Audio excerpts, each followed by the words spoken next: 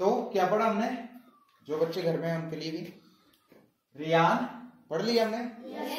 इसकी खोज चीन में हुई सबसे पहले। ये नोटबुक पे आपकी होमवर्क पे फिर नोटबुक पे होना चाहिए। चीन में खोज हुई इसकी। ये एक कृत्रिम रेशा है क्योंकि मानव निर्मित है। ये कैसे बनाया गया, काष्ठ लुगदी के रासायनिक उपचार से बनाया गया। हालांकि जो काष्ठ लुगदी है वो पादप उत्पाद है, लेकिन फिर भी ये पूरी तरह प्राकृतिक नहीं है, इसलिए इसको कृत्रिम कहा गया है कि ये कृत्रिम रेशा है। और रेयान का दूसरा नाम कृत्रिम रेशम है क्योंकि इसके गुण किसकी तरह है, रेशम के समान गुण होते हैं इसमें, ये याद होना चाहिए सबको। और रेशम महंगा है, क्यों महंगा है, क्योंकि प्राकृतिक है, उसकी सप्लाई कम है, उसका जो मैन्युफैक्चरिंग है वो कम होती है।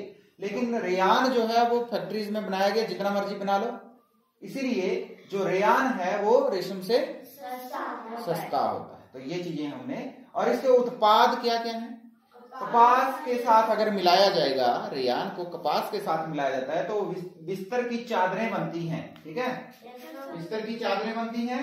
ऊन के साथ मिलाकर रेयान के कालीन तथा गलीचे बनाए जाते हैं, गलीचे बनाए जाते हैं, कालीन बनाए जाते हैं। और कैसे, इसके साथ क्या मिलाया जाता है, ऊन को।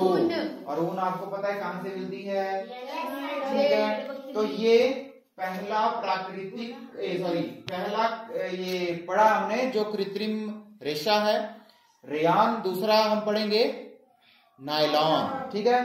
तो ये आपने करना है अच्छे से नोटबुक पे। अब हम नायलॉन के बारे में पढ़ लेते हैं।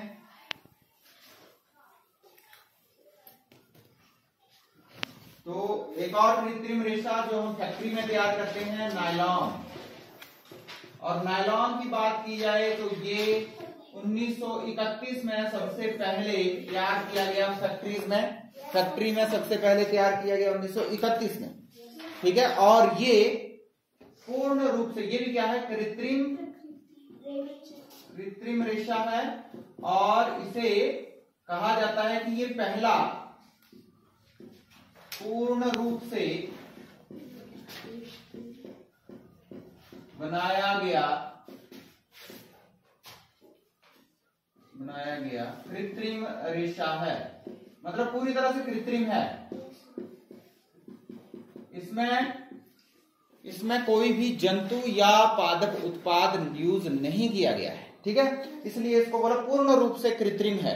हालांकि रेयान भी कृत्रिम था, लेकिन उसमें पौधों का उत्पाद भी था, लेकिन इसमें सब कुछ कृत्रिम है। और कृत्रिम जो है वो फैक्ट्री में बनाते हैं, प्राकृतिक हम बोलते हैं जिसमें जंतु या पौधों के उत्पाद यूज किए जाते हैं। और इसमें क्या यूज किया गया, कोयला, जल एवं वायु से इसको तैयार किया गया फैक्ट्री में। ये 2 पॉइंट हमने नोट किए। और ये जो रेशा होता है नायलॉन का, ये बहुत ज्यादा मजबूत होता है, सबसे मजबूत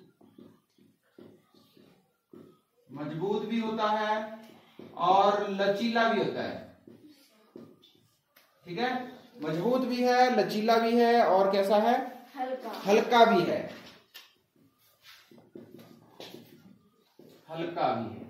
कपड़े बनाने में ये बहुत ज्यादा प्रसिद्ध है। कपड़े जो इसके बनते हैं बहुत चमकीले होते हैं और धोने में भी बड़े आसान होते हैं, धो लो जैसे मर्जी, फटाफट साफ भी हो जाते हैं, ठीक है, वो रगड़ने की जरूरत नहीं होती इनको, ठीक है।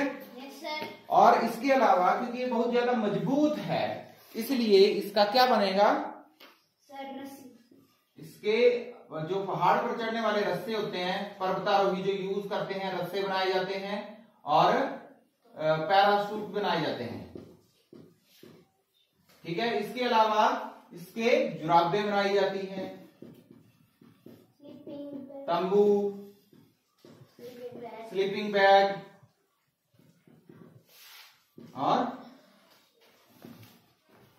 और क्या बनता है, अभी तो बोला मैंने, पर्दे और कार की सीट बेल्ट, ये सब बनाए जाते हैं क्योंकि बहुत ज्यादा पक्का होता है, ठीक है। तो ये सब चीजें इसके बारे में लिखनी है। सबसे पहला पूर्ण रूप से कृत्रिम रेशा ये है, सबसे पहला पूर्ण रूप से बनाया गया कृत्रिम रेशा। और इसमें कोई भी पादप या जंतु उत्पाद यूज नहीं किया गया है। इसमें कोयला, जल और वायु का प्रयोग किया गया है।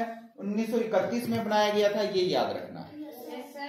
ठीक है, सब बहुत ज्यादा मजबूत, लचीला और हल्का होता है, ये भी याद रखना।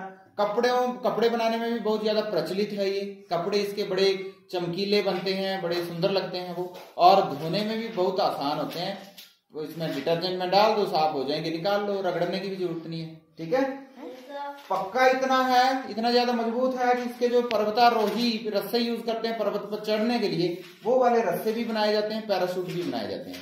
ठीक है, सीट बेल्ट भी बनाई जाती है, बाकी जुराबें, तंबू, स्लीपिंग बैग, ये सब बनाए जाते हैं इससे। ठीक है, तो ये आपको उत्पाद के पता होना चाहिए कौन कौन से उत्पाद इससे बनाए जाते हैं। और एक एक्टिविटी है जो कि एक्टिविटी 3.1 है, वो आपको करनी है। उसके लिए विभिन्न प्रकार की आपने थ्रेड यूज करने हैं, धागे, और उनको देखना है कौन मजबूत है, कौन कितना वजन सह सकता है टूटने से पहले। थोड़ा थोड़ा वजन डालते रहना है उसमें, फिर कैलकुलेट करना है कि कितना वजन किसने सहा। तो आपको पता चलेगा जो नायलॉन का धागा था वो इस्पात से भी मजबूत है, यानी स्टील की तार से भी ज्यादा मजबूत है, और उस पर बहुत ज्यादा वजन, यानी जो कपास वजन सहेगा उससे भी 10-20 गुना ज्यादा वजन ये सह सकता है। इसलिए तो पहाड़ पर चढ़ने वाले रस्से और पैराशूट बनाए जाते हैं। समझ गए? तो ये सब चीजें नोटबुक पर नोट करनी है। रेयान और नायलॉन के बारे में ये पॉइंट लिखने जैसे मैंने लिखे हैं, और याद करके आना है। ठीक है, काफी है इतना, बाकी हम कल करेंगे।